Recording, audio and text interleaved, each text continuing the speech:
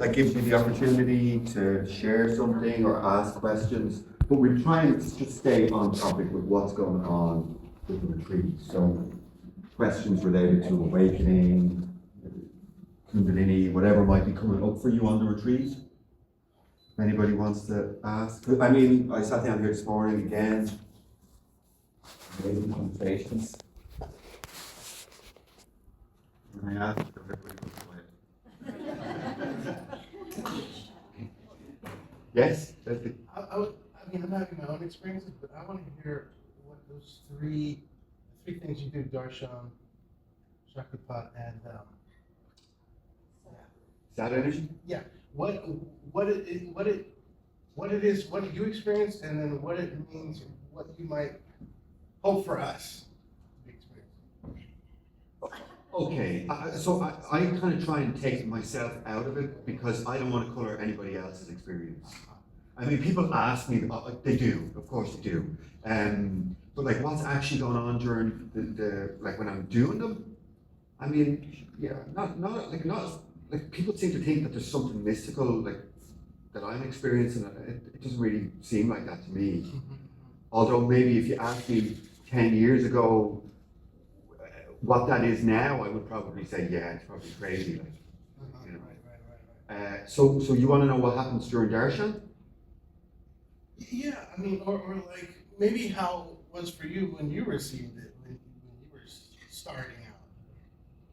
Well, so the energy transmissions, for me, they were like the secret sauce. I had already had an awakening. I had been in self-realization, in and out of God consciousness for about 2 years before I came across Shaktipat. And when I received Shaktipat for the first time, I did a 3-day retreat. It was like gasoline being poured on a fire. It just ignited everything for me. I was experiencing bliss. My inner world, like I didn't have all the kriyas and the laughing and the body movements, none of that. But my inner world, I would just sit there. There was more going on inward than there was outwards for me. And what I mean by that is, like when I close my eyes when I would close my eyes and meditate, there would be blackness. It would just be the blackness, right? But the mind would get quieter, and I was really good at meditating. So the ego wasn't bothering me, but when the transmissions started, it was like, oh, there's richness in my inner world. Like when I close my eyes, it's not just black. It feels like there's a 3D depth. I could reach out into it. There's a velvety quality. My body feels nice. So you can awaken into self-realization and it be really flat and cold or dry, but yet the detachment from the ego seems to disappear. So you can be really peaceful, your ego's not bothering you, but it feels like you're a camera on the wall, just looking out empty. No love, no joy, no fullness, no richness. The Shakti brings the body into the awakening process. So the body starts to feel the beautiful energies, the oneness, the fullness, it's all felt through the body. That's the beauty of having a body. I mean, early on, I was really interested in having out-of-body experiences and, astral traveling and lucid dream and all that kind of stuff. And then when I realized I was trying to get out of the body, and then when all this started, it was like, oh, all the juiciness is actually happening in the body. And now it's all about being in the body, feeling all them beautiful energies and oneness and connectedness. So what was the other part of the question? What do I want for you guys during the? Well, it was a general question. You gave a beautiful full answer. So Yeah, clearly I obviously want that for everybody who comes on my retreats. Like I mean, I think it's our birthright to all have that. But it is, it doesn't happen overnight. Even for me, it took like 5 years from the first awakening to the later stages. And it's still unfolding. I'm still finding ways of like refining my perception, feeling more with my body, just through life. Life will teach you everything you need to do. I mean, you'll come in on the retreats and you'll have, great experience, but all the rubber meets the road when you go out into the world and you're faced by life. Thank you.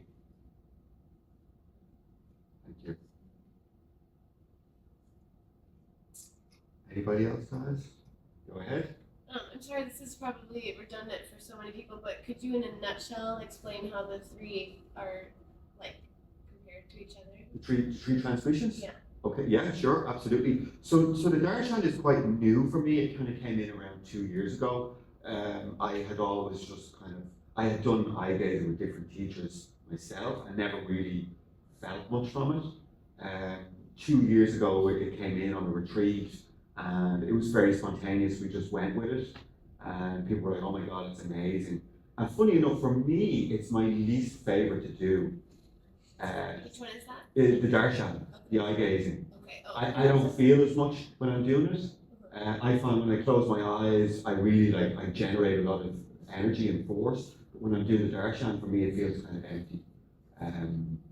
But then talking to a few people yesterday, they were like, "Oh my God, there was so much love during the darshan." I'm like, "Really?" I'm like, "Okay." So it's nice for me to get the feedback, because the darshan, I don't feel it so much. So darshan, my understanding of it is, it's like, and I explained it to someone yesterday, I just used kind of best analogy that I could. It's like me sending you, your soul, a Google Maps pin for its way to remember its way back to where it came from. It's the ocean. So I see the soul as a droplet of the ocean, and it's here in creation, but it really wants to be reunited with where it came from. So it's like as if we forge a kind of a pathway for the soul to remember its way back. And it's also, from what I can tell, doing darshan, it seems to bring up an awful lot of emotions for people. So they get a chance to release during the session. So when I'm looking at a person as well, and it's funny, I can see this in the darshan a lot more than just any other time. I can see hurt in people. I can see where they were a child, when they were, maybe, feelings of not being good enough, and what I'll do is I'll actually say affirmations for that person when I'm doing it. I'll be saying, "You're loved, you're safe." Also, that kind of stuff is coming through for me. Also, it's different, but I can see the I in people, like the I thought. So when we go through awakening, there's lots of different stages, but one of the biggest stages in awakening is when the I thought dissolves. And the I thought resides in the heart. And when I look into a person's eyes, I can see the I thought trying to hide. It doesn't like me looking at it. And they get really uncomfortable, and they start wriggling, and the eyes. And there's something really, especially when I'm working with groups like these, there's a lot of awakened people, a lot of people that are doing the work.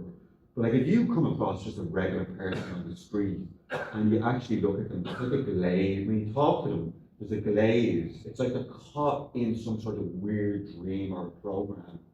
And they believe everything they're thinking, and I have to get here and I have to get there. It's like they're hypnotized, and it's really nice when you start to do the groups like this and work with people, and you can see that phase is it's thinning for a lot of people. Yeah, that's what I see. You say the I what? The I thought. So every thought that you have, right, there's a sense of I that comes before every thought. Yeah. And that I resides in your heart space. And it jumps from the heart. Every time, just before you form a thought, that I jumps from the heart right into the intellect. And then I perceives every single thought. Oh, I have to do this. I have to do that. I must do this. And the I jumps up. So in spirituality and all these sort of non-duality, it's all about getting rid of the ego, right? You don't get rid of the ego. The ego never goes away. The I dissolves. And when the I dissolves, the ego is sort of redundant. It doesn't really have a job. So it's still there, but it's sort of like flapping around with nothing to do. It gets weaker and weaker. So, and there is a stage with that I thought actually there's a conduit that leads from the heart space up into the intellect, and that gets severed. And I've seen it myself. I was meditating, and all of a sudden I was shown the heart, like a little chimney protruding out of the heart. And it looked, from what I could tell, right, it looked like that chimney had been severed. It was like a conduit that was leading up to something. And now all of a sudden there was like this, it looked like a whack-a-mole. You know that game where the little whack-a-mole pops his head up? There was this little creature there, right? And I knew that that was my eye problem. Right? And it was like looking out, and it, somehow the conduit was gone, and it now couldn't reach my intellect. It was like, oh, I've nowhere to go, and it just fell back into the heart and it dissolved. And what you will notice is how you can tell, right, about your iPod is when somebody insults you. It feels like a dagger in the heart. There's something solid here. Somebody insults you, somebody says something you don't like, you feel it right there. It's like hits something hard.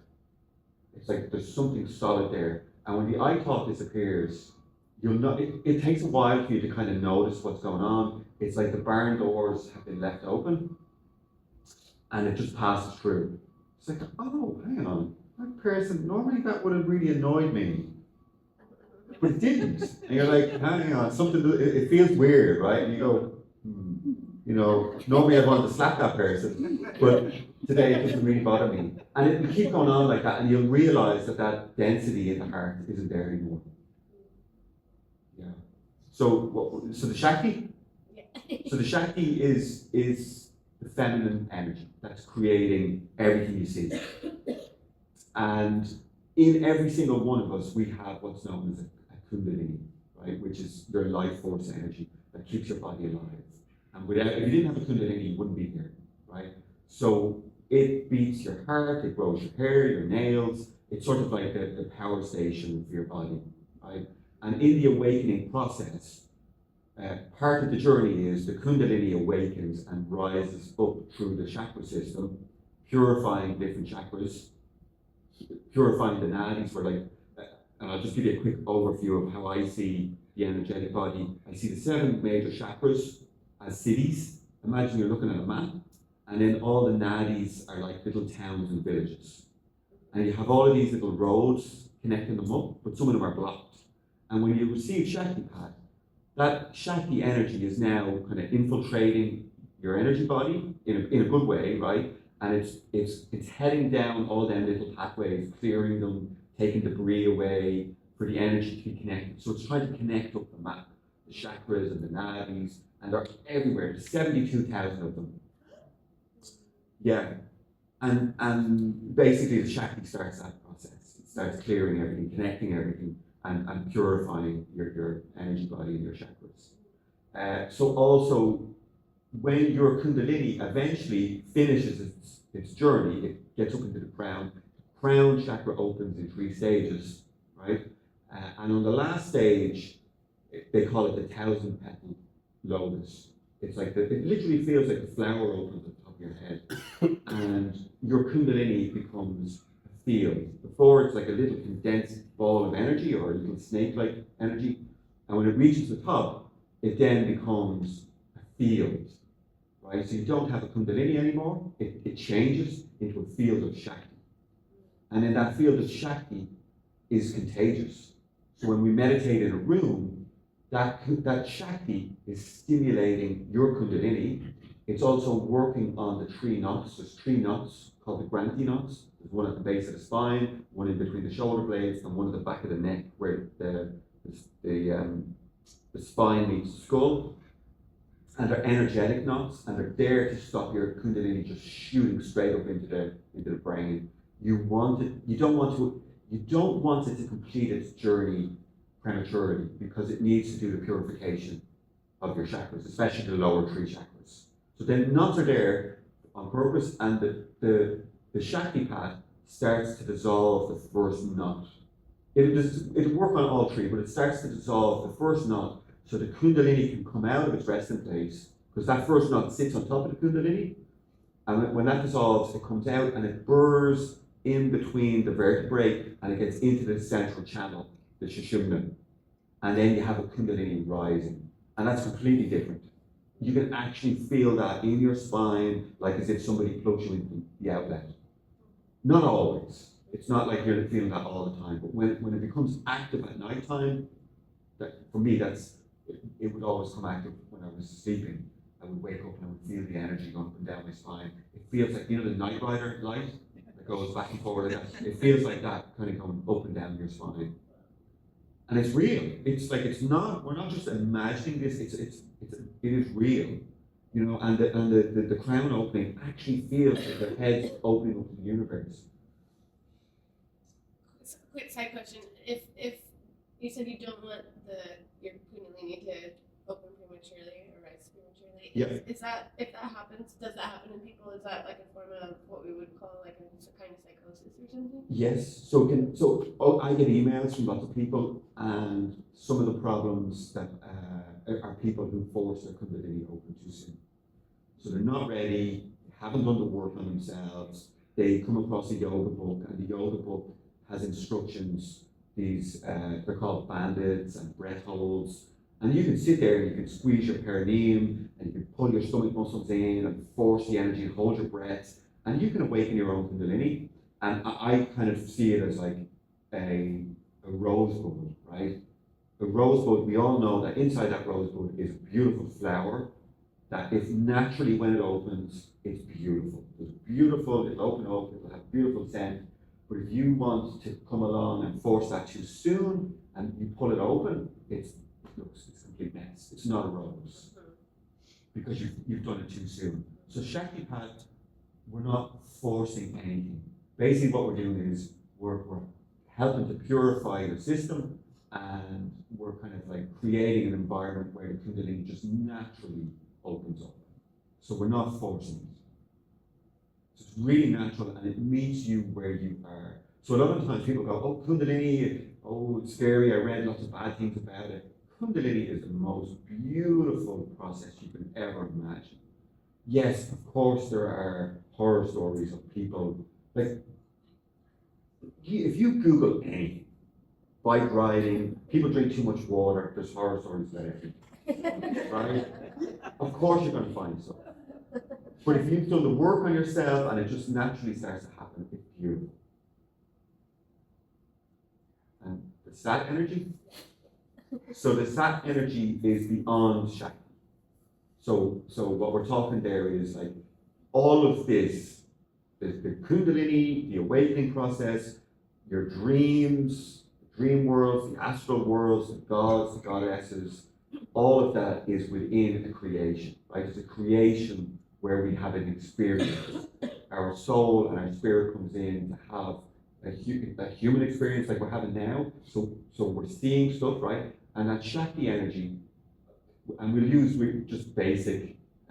So Shiva, Shakti. Shiva is consciousness. Shakti is the energy of consciousness, creating this for us to have an experience in. So that's all contained within creation. The Sat energy is outside of creation.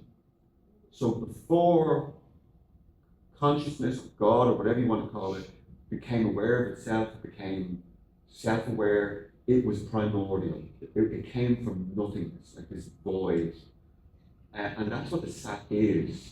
So you at your essence are part of that non-existence, that void, right? Your soul, your self-realization is a droplet of that, descended down into the creation, and then you also have a spark of God, pure potential, right? So you're both of them contained within your being. So the spark of God is your free will awareness, so you can make choices, decisions, you have a higher self, and then your soul is just the allower of that.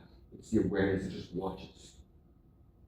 So the Sat, when somebody goes into what's known as Brahman consciousness, your soul actually gets pulled out of creation and it merges with that non-existence. It can take however long, right? But eventually the soul comes back into creation, and when it comes back into creation, it pierces a membrane and it creates a conduit, and now the power of Brahman can enter, right? And it becomes organized around that person. And it then, the people are, like in this group, you'll notice we were just speaking this morning, right, about the samadhi state. That sat is now pulling your soul back into itself. So it's pulling the droplet back into the ocean. But it doesn't happen in one go. It's happening over weeks and months, maybe years. And what happens is it's pulling you to the edge, and this is what we're talking about in samadhi. So it's bringing you to the edge. It feels like you're magnetically being pulled into it. You kind of don't have you do have a choice, but it feels like it's meditating with you.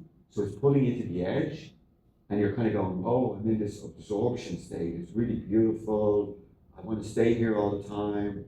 And then you come out of it, you go back into the world, and then it'll do it again. And it can happen multiple times a day. That's how it was for me. And then eventually you get to the edge, and one day you just pop through into Brahman. And then, yeah. So that's the best way to describe it. And then what? And then you're in Brahman consciousness. Yeah. Courtney? When you sit with us and do Shakti, Say again? when you sit with us and do the Shakti, Yeah. can you tell how many knots have been dissolved or certain? Not really, no. I mean, what'll happen is you'll go off and it'll continue working on you. And I think on the last day I'll give a talk about like what to do, like kind of self-care practice when you go off on the retreat to keep it kind of going. You know, like you don't want to just leave and not keep it going. You're going to be doing so much work on this retreat that it's like you need to keep fanning the flames when you go back into the world. Anyone else? Yeah. What is the mother force that you? So I kind of call the mother force all of the transmissions in one. So when I do the Tuesday and the Friday, I don't really put my attention on anything. So I kind of just, so it's like there could be 100 people on Zoom and everybody's just drawn exactly what they need. All of the energies are there. So I kind of just say it's like the mother. She's kind of just giving everybody what they need through that transmission. Yeah. And even like I've been having a conversation with a few people and you know, I've been saying to them, people go, oh, well, I really like the Sat energy. And I'm saying, Sat energy, even though we're doing Shaktipat, it's here, it's in the room, but you're putting your focus on the Shakti, because we're doing a lot of work with the Shakti. But if you want to connect with the Sat, it will come in. Like yesterday morning, there was zero Shakti, there was zero Sat. It was all light coming in for me. I was like, what's going on? You know, but I kind of got, because I wanted to be always like, oh, you know, the richness and strong energy, and the life for me feels really kind of refined. And I'm like, oh, you know, what's going on? You know, I kind of get a little bit, you know, hurry up and come back. But I kind of learned that not to try and control it. It will do what it wants. It will change the way the group is, the energy. Like we did in July, we did a 6-day silent Sat retreat. And on day 2, the energy was like, we're changing everything. So the whole retreat changed on how the energy, so we started giving Shaktipat.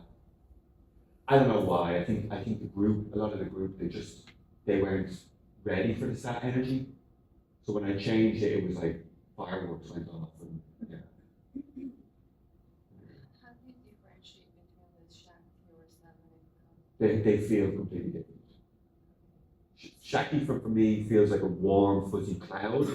Kind of feels like it's like, you know, all kind of going this way. And the Sat feels like it's kind of coming down from the top, coming into the head. It can feel like it's burning sometimes. It can feel like it's cold. It can feel like it's actually coming down into the cell. And it feels magnetic. Magnetic. Say again? Yesterday you didn't have any of this. No, I did later on, just in the morning Yeah, time. morning. Yeah, yesterday when I closed my eyes, it was just white light. But I also know that the energy will do different things. Like we were talking, it's like you would use different coarse sandpapers to get different finishes. And to get like a really smooth one, they would use a lighter. Yeah, so the energies will change as we're doing the retreat. Okay, everybody wants to ask questions. Go ahead, Stephen. Oh yeah, when you're doing the knee Shakti or the third eye Shakti, Yeah. Are you pulling energy up from the ground, or are energy coming through your hand, or how is that Am working I? for us? Yeah, for us as feeling you, are we feeling the energy coming up through to your hand, or is there any way we can feel it? I mean, you can, like, I mean, people will say that they feel intense heat when my hand is on their legs. You can imagine it coming in through the leg, because it is coming through the hands, but there's also a field in the room. So it's like you can draw it from the field, but there is something different to the actual touch than online. You just can't get what you get from the touch. The third eye, the knee Shaktipat, it's different. There's like a spark or something that just will not convert online. You'll get that you could sit there and feel the nice Shakti, but there's a charge that comes through with the hand, the close contact touch. Yeah, thank you. So Go ahead. you're transmitting it. You're trying to draw it and push it through into it. Yes. Yeah. So the knee one, I'm filling you up slowly. It's like a gentle way of introducing people. Because I have to say, this group is very quiet, like compared to other retreats. Like other retreats, there's people like on the ground shaking and rolling around and making animal noises. It's wild. You guys are totally reserved. So I'm going slowly. The knee Shaktipat gets you kind of introduced to it slowly. It's usually when we do the third eye that it kicks off for people. But this is a very quiet group. Even last year, it was at one stage we were close to calling an ambulance for one lady. I was like, she's fine. I've seen it so many times. I know what will happen. It will just pass through your system, and 20 minutes, half an hour later, you'll be both talking, laughing about it. But it just looks wild to people if you've never seen that before. Do you want to say something? Yeah. Yeah. So you said that some people get into Brahman and others that have the Kundalini awakening. So is it like what you described earlier? So when they meditate, is it then just like do they lack the richness and the juiciness and the It could be that they just don't have that. Yeah. So it's just this void and Yeah. so they're not suffering, but they're not having the bliss. And Yes. Yeah. Sounds I mean, you want it all, right? You don't want to bypass any of it. Yeah, of course. Like, and there was a period during my awakening where I had that void, and all the Shakti and the love went away, and I was just like, oh, great. Okay, the ego's not bothering me, but it just feels real empty. It's maybe it was even better with the ego.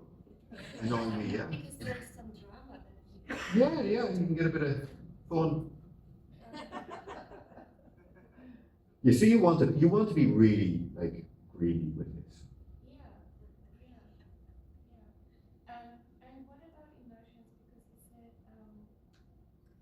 when you spoke about the I thought that you don't get annoyed, but I mean there are still emotions, right? Like, don't you still think, Yeah. what an asshole that was not Absolutely. Yeah, okay. So you get this you know, that you get a bit annoyed or a bit You can still get annoyed. yeah. Okay. Yeah, there's still, like, people get afraid. They think, oh, I'm going to disappear and I'm not going to be able to function in the world. Like, there is a big percentage of the human experience dissolves, and it takes time to adjust to it. It really does, and it can feel like a bit daunting. I think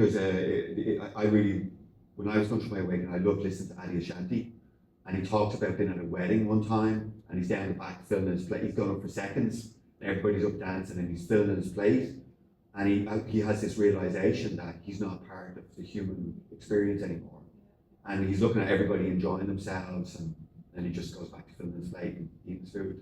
Yeah. So that does happen, but then you just get over it. There's something else happens, and you just integrate, and life goes on from there. Yeah, no, I was just Yeah, honestly as well, right? Don't take everything I say as absolute fact. Yeah. Like, honestly, I say stuff and don't say that that's the way it has to be. I'm just saying they're just examples. Yeah. And this is why I say things like when I talk about things, don't think that that's the way it has to be for you. No, but you know, said no, you still get annoyed or you still think what, you know, I mean. Of course you can. Yeah. Yeah. No, because it maybe I misunderstood it, but I thought when you spoke about the eye, I thought when it disappeared, that you don't get annoyed anymore, and I'm trying that. You get annoyed less. Yeah, of course.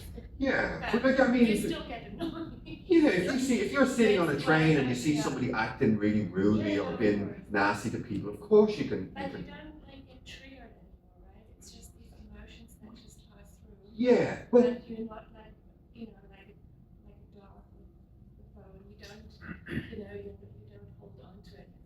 yeah, so you'll get triggered less and less. I'm not saying that you won't get triggered, or I'm not going to ever say that I can't be triggered. I don't know. I don't. Maybe I'll meet someone who triggers me. Like one of the things that I've kind of discovered is that there's layers and layers of trauma in our systems, and we don't know that they're there, and we can't access them with our intellect.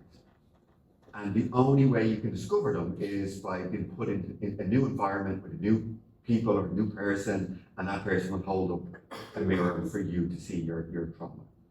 Okay, so but could you, like, when the I thought it has totally disappeared, could you then still get triggered? Or does it mean that if you get triggered, a little bit of the I thought is still hiding somewhere? So I've been around people and worked with people who claim to be in Brahman consciousness, and I've seen them lose their shit. and you know, have an absolute meltdown.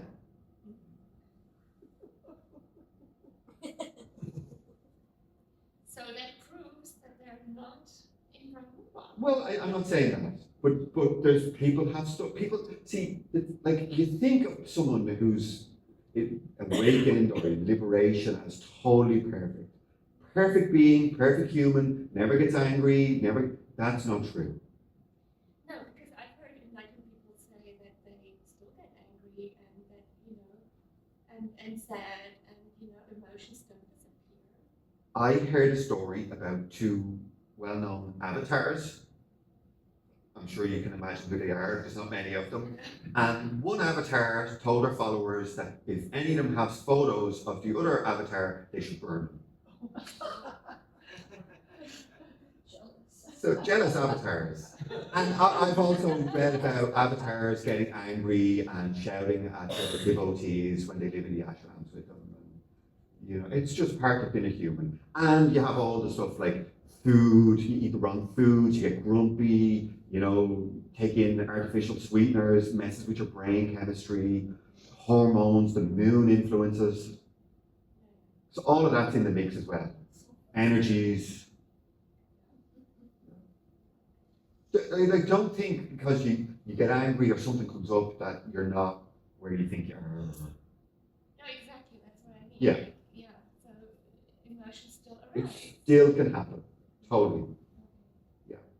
So a couple of years ago, I went to see Amma. I got a hug off Amma, had an amazing day, and later on that evening, something triggered me, and I lost it. I went into a rage, drove off my car, shaking, my hands were shaking, and I was like, oh. And like it took me about an hour to figure out what was. I was like, what's happening? I was like, what is happening? And I was like, oh, it's with Amma today, right? Okay. And then it was like, oh, this was the 17-year-old me raging against my parents, having a tantrum, storming out of the house, and I'd never dealt with it. And it took Amma's energy to stir it up in my system for me to process it. And also, this is not all love and light and bliss. Yes, that can happen, that can be going on, but you will also be processing stuff as well along the journey. And you will be having meltdowns. And there will be fear and insecurities and, you know, and even stuff like spiritual jealousy. You'll be jealous about other people's experiences. You always have to keep coming back to, okay, it's just me. It's something going on. It's not the other person. It's just me. I'm processing this. And you just get better and you get faster. And the temper tantrums, they'll come and they'll just go within seconds and you'll be back. You know, oh, okay, yeah, I lost it for a second, but boom, I'm back.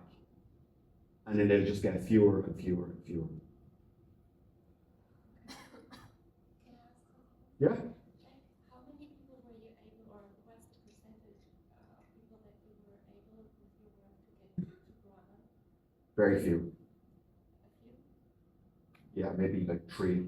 Okay, so it's not in everybody's path, right? Well, so nobody went into Brahman until like 100 years ago. And even if you go back and you study the yogis in India, a lot of them would disappear. They would go into samadhi and they wouldn't come back out of it. Our nervous systems weren't able to handle that state of Brahman. So it's something that's emerging. There's more people having it now, definitely. I was part of a study with Luciano and Rastal. They did this, I think it was Penn State University, did a study on awakening, on the later stages of awakening. And they reckoned that about 60 people they had interviewed were in Brahman.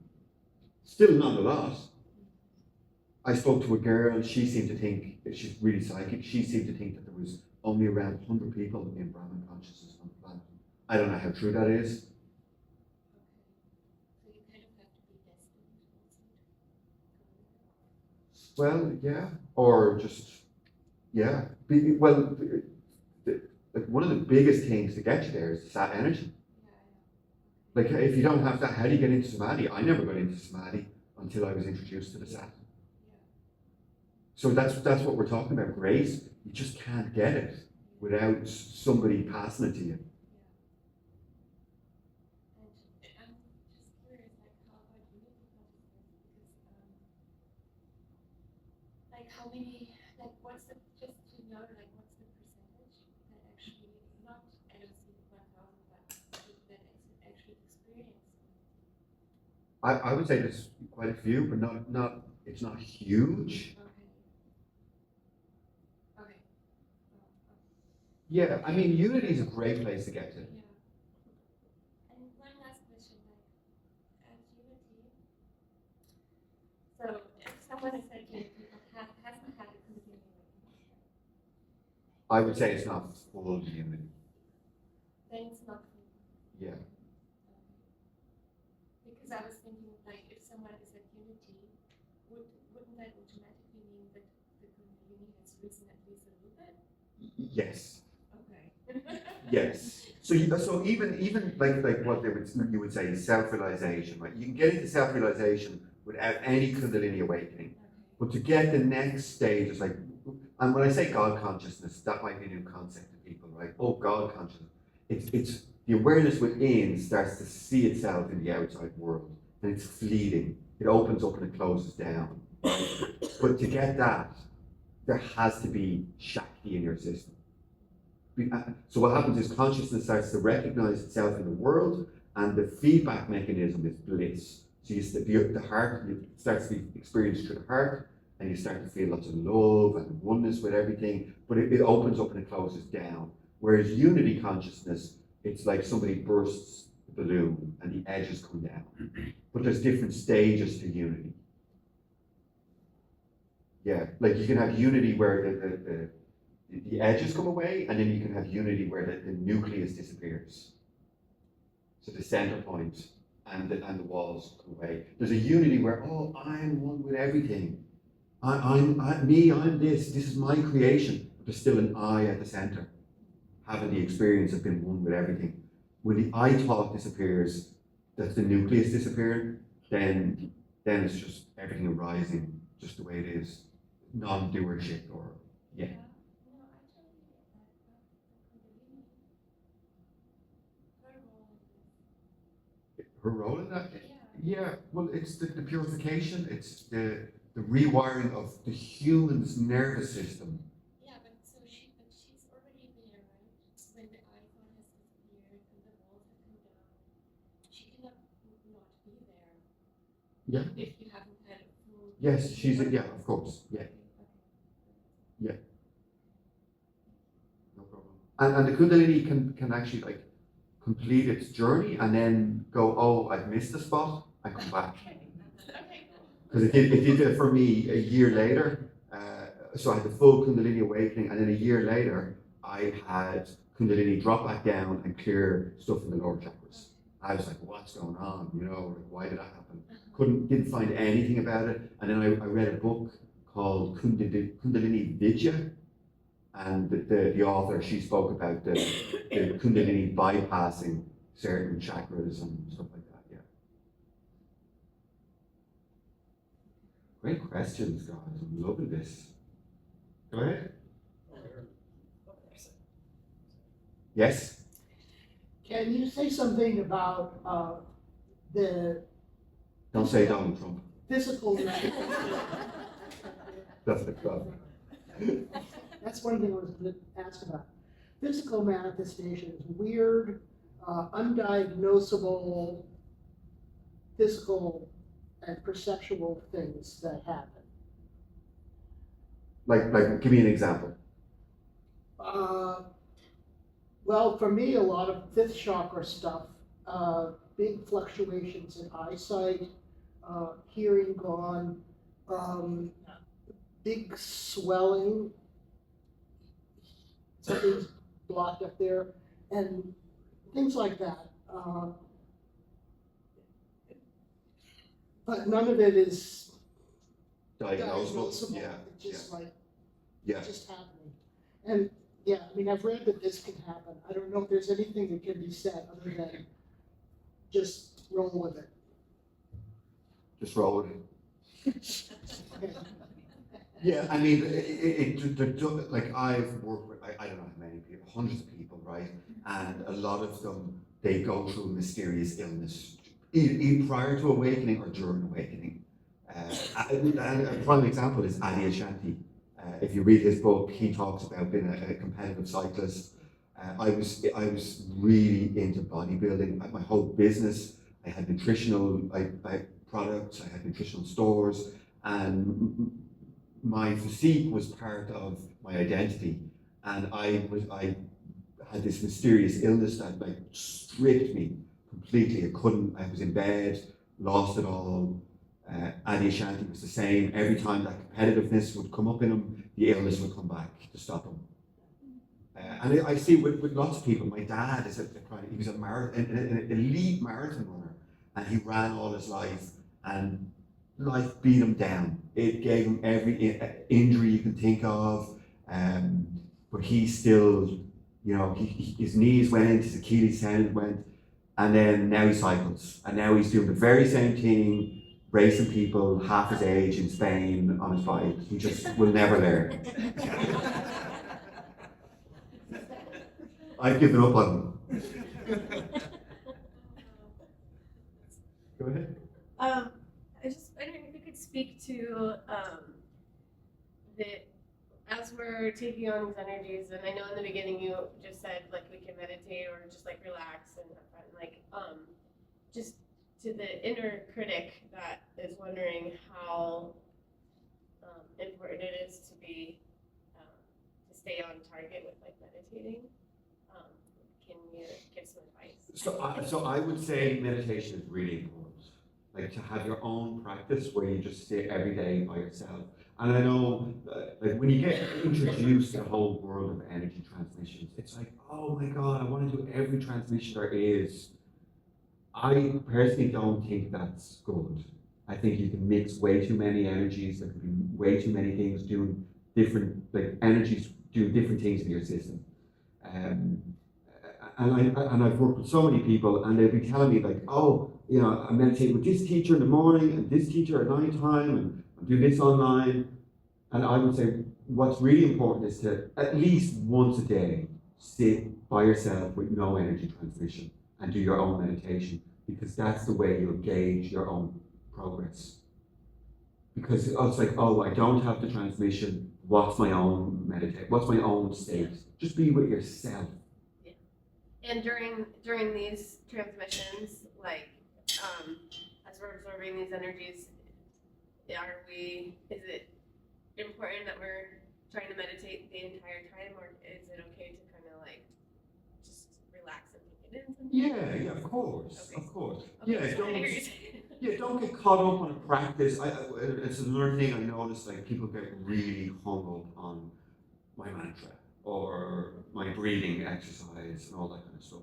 Like all of them things are great, but the end goal is to drop them, is to not have them. It's like you just want to go into what we're talking about, samadhi, right? You just like, samadhi is absorption. No mantra, no nothing, no doing nothing, no scanning the body, you're just there. That's the goal, right? And believe it or not, right, you don't actually, as a human, you're not meditating. There is no such thing as you meditating. You are meditation. So what you're actually doing is just what you're trying to figure out what's stopping the meditation process from being there naturally with all them techniques.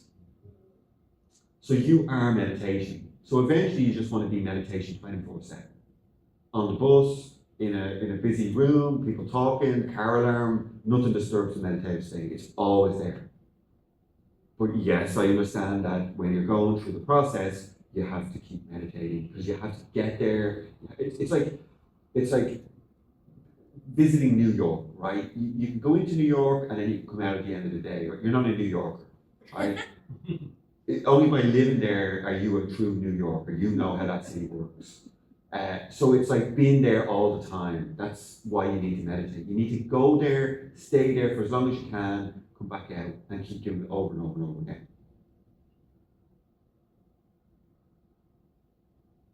Go ahead, Stephen. So, I think it was yesterday or the day before you said, let's do the sat meditation. Yeah. And is it, I mean, can you do it at any point, or did you say, let's do it now because you can feel the sat in the room? You see what I'm saying? When I do it? Yeah, well, like when you instructed us yesterday or the day before, okay, let's do a sat meditation. Everyone said, okay. And then we were quiet. Did you say, let's do a sat meditation now for a specific reason? Like, did you feel the sat energy in particular, or is it always there? There's You're no just saying plan. with practice. There's nothing. I just wing it. Okay. Yeah, it's like I just get this. Oh, let's do sat meditation. It just pops in my head, and I just go with it. Like every day it'll be a little bit different. Today we're talking. Last week we didn't do any of these talks. Go ahead. At what point did you start doing the Mahasudasi? Was that before or after the After. How much did that affect your samadhi deepening? So just let me just quickly explain what the Mahashadasi is. So the Mahashadasi is a mantra. It's called a Sri Vidya mantra. It's like a mantra on steroids. It really is. I used to just think mantras were just fluff for the mind until I was initiated into that mantra. It's a Shakti mantra. And basically what it was used for was people who in India who couldn't get to a guru to give them Shaktipat. That mantra was given to them and they could sit by themselves, say it, and they could generate Shakti in their systems on their own. So go ahead. Would that help with the deepening of samadhi also? So I use that mantra as a tool to help the later stages. I would say it like thousands of times every day. I was fanatical with anything to get me there. So just what's the question? You said the sat really was a key for the samadhi for you. Yeah. I was wondering if the Mahasudasi had any noticeable Yes, it did. Yeah. Yeah. So when the sat was working on me, I would use the Mahashadasi as well. I discovered that so the Mahashadasi, they say that you're meant to do it internally, so you say it silently in the brain. Whereas I discovered if I said it out loud, it was creating a vibration in my body. that was helping the sat to percolate down into more areas of my body. Just naturally, and I would combine it with pranayama. I would do pranayama first, different kind of breathing exercises, then do the Mahashadasi and the energy. It just felt like it was intuitive. It was really intuitive.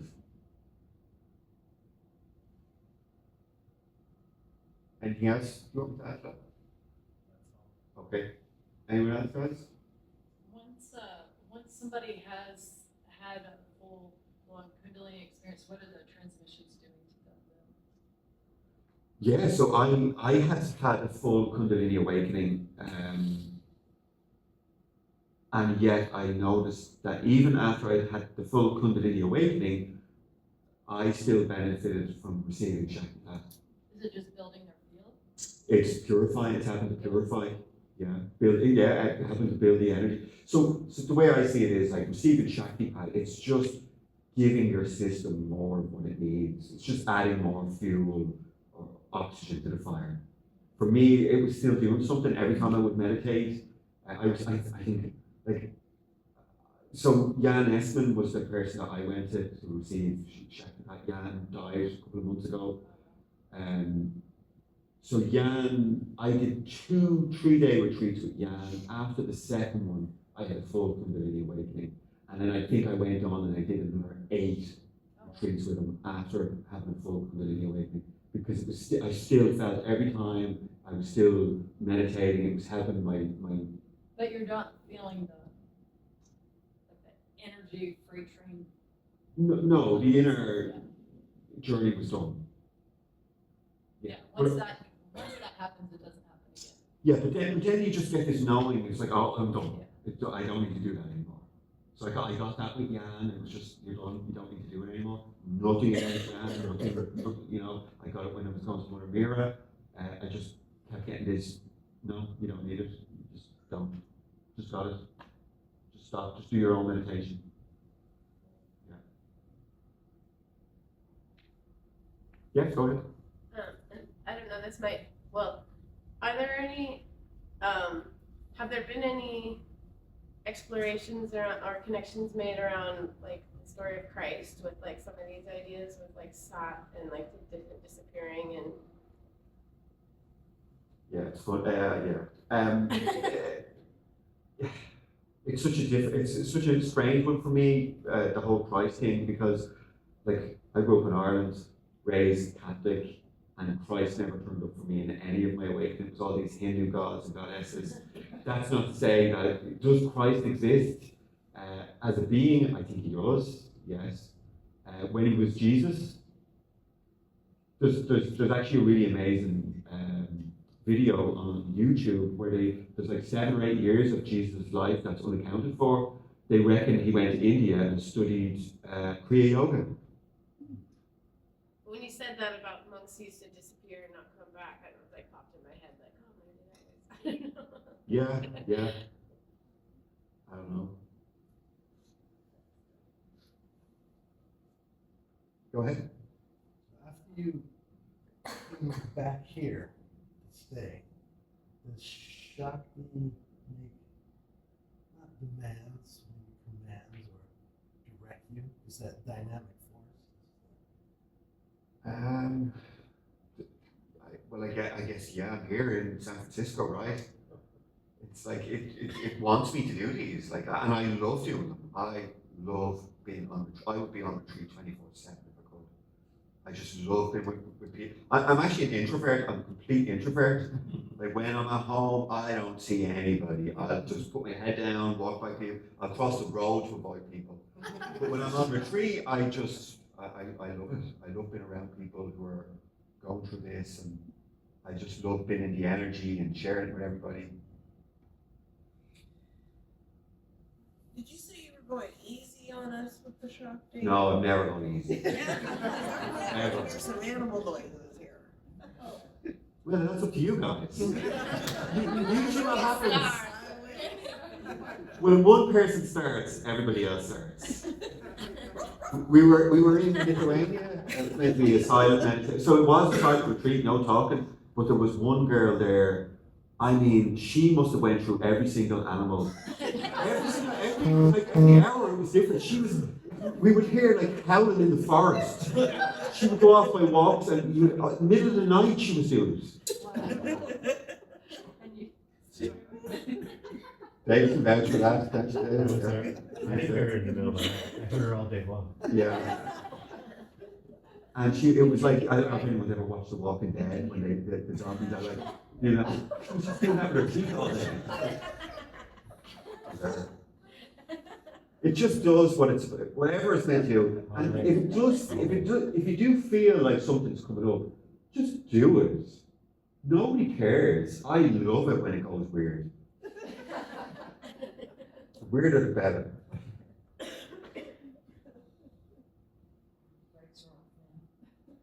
Go ahead. Where does the multi-dimensionality of this universe fit in? I don't know. Yeah. All the new age stuff, I'm just like, yeah, I don't know about that stuff. But as part of your experience, like does the linearity disappears at some point and turns into? Even though I interview all these people and they talk about all this stuff, I only talk about my direct experience. You know, I just don't know about universe splitting and all of these. I just don't know. You know, I could guess, but I don't. I can only just say what I feel. I don't know about it. Yeah. Yeah. So I'm just here now. I don't worry about anything. Yeah, I don't know. And I'd love to be able to talk about it, but I just don't know. I don't ever want to talk about anything I don't have direct experience of. Otherwise, I'm just bullshitting everybody. And when you do the third eye transmission, when there is a pain, is there a resistance? When there's a pain going on, when you're receiving it, I mean, it should be a little bit uncomfortable.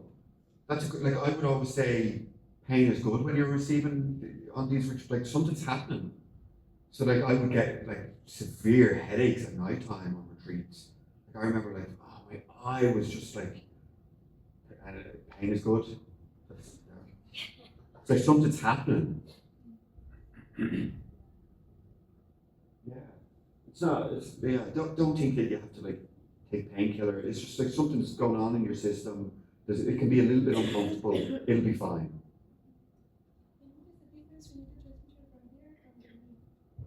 So the knee is just kind of filling you up from the bottom up. It's just slowly going into your system over time.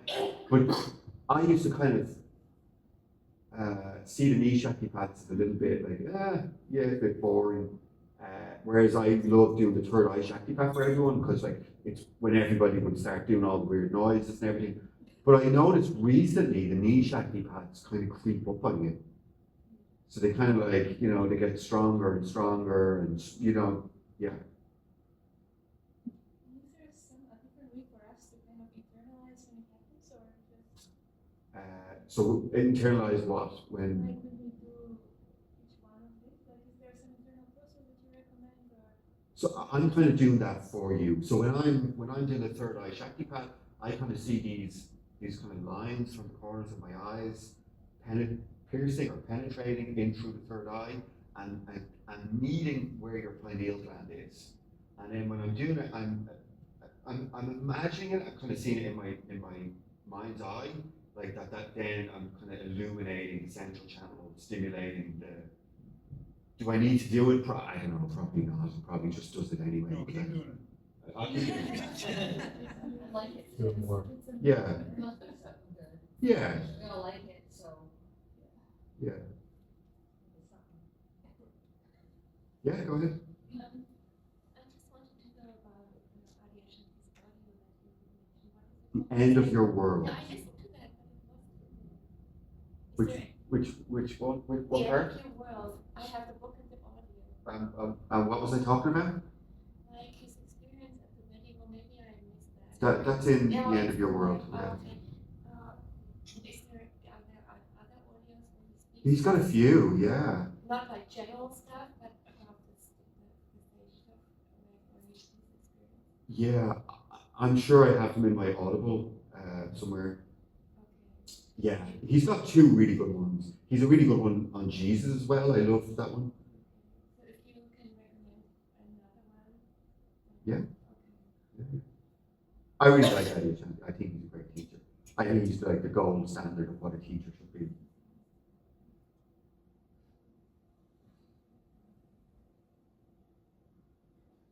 Gareth, I have a question Yeah. about your least favorite method. Darshan? Yeah. Yeah. So when you were describing it, you mentioned that you perceive certain things within the person, within Yeah. the client. So I think that's really cool. And so it's a way for you to kind of connect with us or get to know us, or I'm not reading your mind. no, if you did, that's fine. But okay. But you know certain things about me when you're. It depends. But it's not like it's not. I don't retain it. It's I only in the know, moment. I got that. That's Yeah. I really understand that you do something, you interact. It's gone. And then you go on and there's a new presence and doesn't even exist anymore. Yeah. I get that. But during the process, you I don't know the story. you have certain intentions for that person. Yes. Because you perceive something Yes. in that person. Yes. And, But I don't know the story. sorry, I don't know the story. what do you know? I just see there's hurt. It can be childhood, whatever. But I don't know the story. And so then, how do you deal with that? Like, could you give one or two examples? It's not like I know any details. I just see. I can just see like a wounded child, or someone who doesn't think they're good enough, or someone who hadn't been loved, or like there's been, I'll know that someone had an abusive father, something like that. And if somebody's flying high, you can get that hit too? Yeah, I can see certain people. Yeah. Does that ever happen that, you see, somebody is really elevated during the process? Sure, of course. I can just know by looking at people. They just have a certain look at them. Like when you start to see, like, there's a few people going into samadhi on the retreat. Some of the people who've done boat retreats. That's completely different when that process starts happening. It's like you can just see it. It's like all the creases leave the face. It's like, the mouth opens, the eyes close. They don't want to come back. And it reminds me, like if you see someone who, like, it's not a great example, but it's like, if you see some heroin users, right, people who use drugs, they're chasing that same place by using a substance. They're gone. They're gone into that space. But you're doing it without that, with going into samadhi. I'm not saying that you. But that's what it reminds me of. And when you see that expression on people's face, it's really beautiful. It's like, everything is gone. The world disappears from. And so if there's some hurt there, then do you do a process to? No, I just send them love. Okay. Yeah. Yeah. See, that's what I saw. Yeah. I saw you sending love. Yeah, I send love. You gotta admit it. Yeah, I do. I really care about people. It's I in your do. face during that darshan. So. Yeah. Like it's not, I wouldn't see myself as a very loving, overly loving person. But when I'm on retreat with people, I really care for all the people who are here and their experience, and I want them all to get it. And if I'm doing darshan and I see that coming up for someone, of course, that it's there in the moment, but then when I don't see it, you don't exist for me. It's gone. It's like, I don't think about it, I don't dwell on it, it's just gone. Yeah. And I don't dwell on anything that I see, I don't think about it afterwards. I mean, there was one person here last week who was an alien. They were not human. They just had a completely different look. And I knew, I told them, and they were like, oh, that's been said to me before. What was the look? Funny. And I'm not into the whole thing of aliens, and I don't ever, this person wasn't human, or had very limited human experience. Don't tell anyone that it was Samara. No.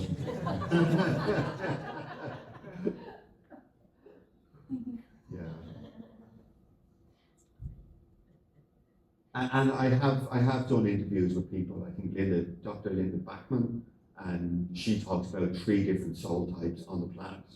There's regular humans who are just coming in, having a human experience, just going through it, and then there's like, they kind of like drop in these interplanetary or interstellar souls. They come from different galaxies, and they come from places that are already really evolved. So when they come here, it's really difficult for them, and it's kind of like to help speed up the process. She was, yeah.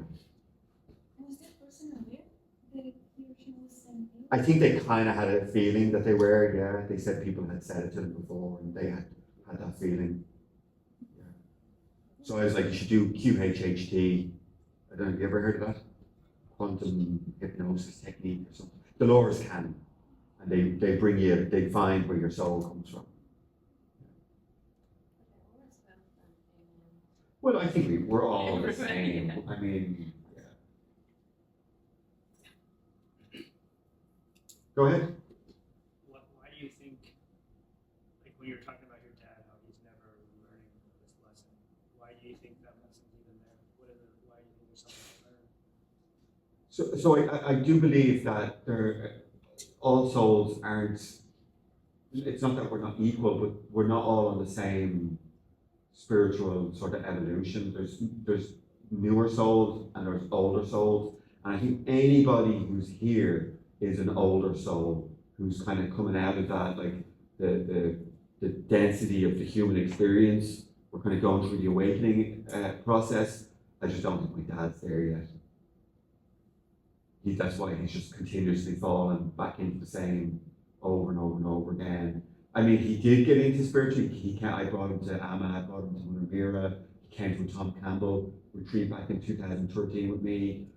But it's more out of to stop suffering. You know, he doesn't want to be miserable, so he'll try and do the spirituality and then gives up. You know, or his knee will get better and he'll be back out on his bike.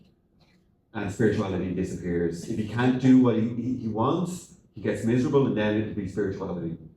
Whereas you've got to want this, you've got to want this like someone in a desert wanting water. That's how much you want it.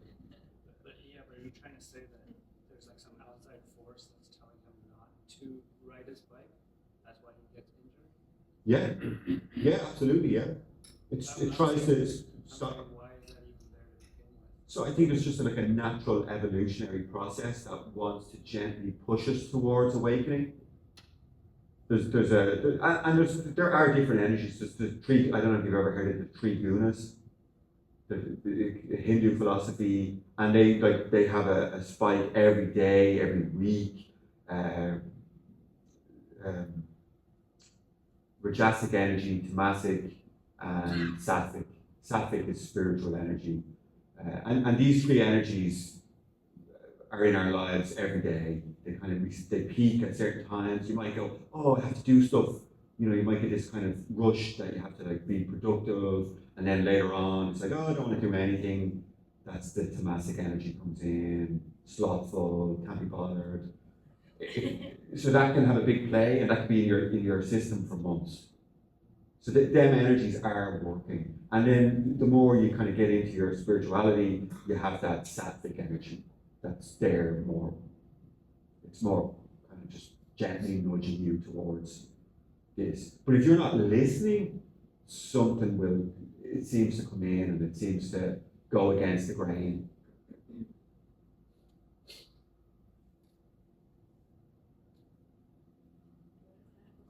Yeah. Say the goal is to always be in meditation, like life is just a big meditation. What is that like? Is it not really worry about anything, not thinking about past or future? It's just, well, this happened, I deal with it, and the next thing happens. Exactly. Then you really have no plan where your life is leading to. Exactly. You don't care about why other people are in your life at all. Just like, it's a big randomness, and you just kind of surrender every moment. Is that how? Exactly. That's totally it. So it's not that you don't care about life anymore. You care about life as it happens.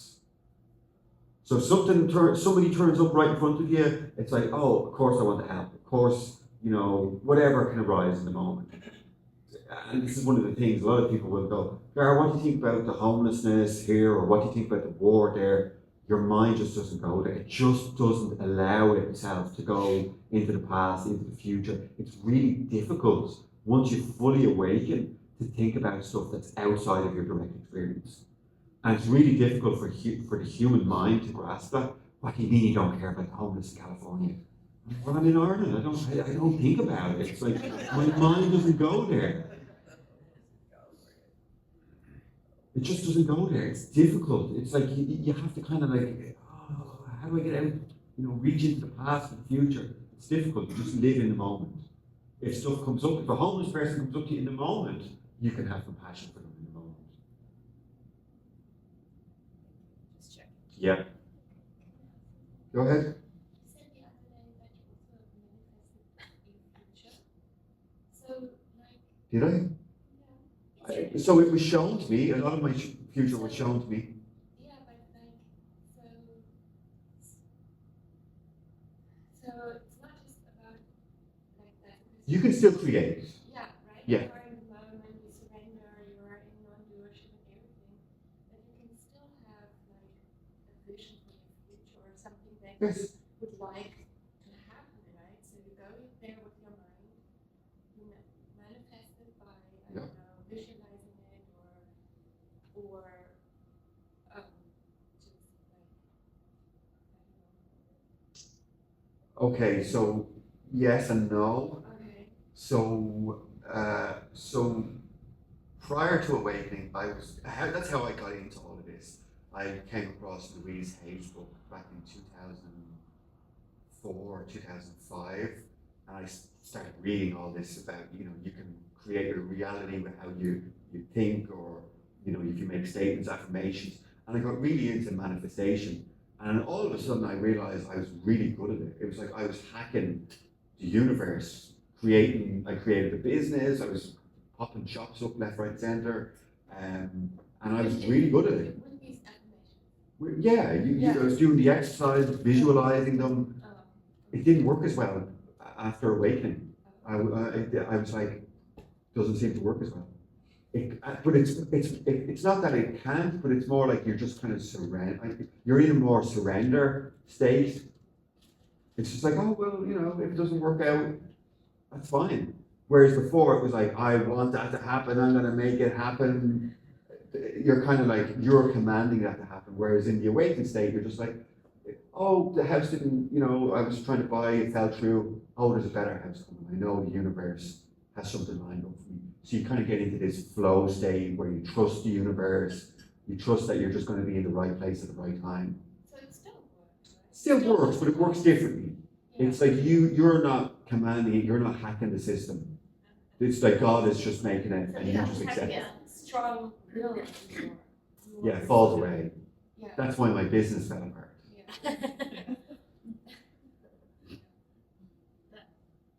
Oh, I just wanted to share that, I mean, because you've made this comparison before, but that reminds me of like in lucid dreaming, I feel like if you try to do the hacks, you know, where you like count your fingers every day and that will make you lucid dream, I feel like it's similar. Like you can show up in a dream, you know that you're dreaming, and you're like, I can do whatever I want, but it doesn't have value the way that it does when you naturally arrive at a lucid dream, where you're just more perceptive and the dream is teaching you things and showing you stuff. Yeah.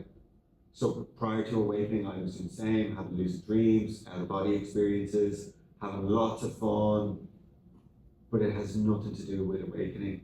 It can be an ego trap. It can be, and it definitely was for me. I was like flying here, having fun, going to places I shouldn't have went, and then something just went, no, that's it, done. Yeah. And you kind of, when you go through the awakening process, you just don't care about doing these things. It's just like, you could, if I really wanted it, I think I could, but I'm just like, yeah, whatever. There's been nights I woke up with the vibrational state, the prelude to going out of body, and I'm just like, oh, can I be bothered? And I'm just like, no, I'll just go back to sleep. Whereas before I would have been like, yay, let's go. So just one last, like with manifesting after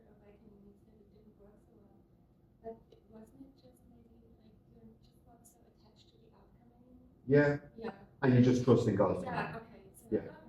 Yeah, it's not that good stuff isn't going to come into your Yeah, life. exactly. It's not that you can't go, oh, I'm going to do this or I'm going to try this career. It can all happen. But you just trust. If something doesn't go your way, whereas before I would have been very forceful, I would have been like, I'm going to make that happen. Whereas now I'm just like, yeah, it's not meant to be. You can see a bigger picture. Oh, maybe if I did make it happen, it wouldn't be a great outcome.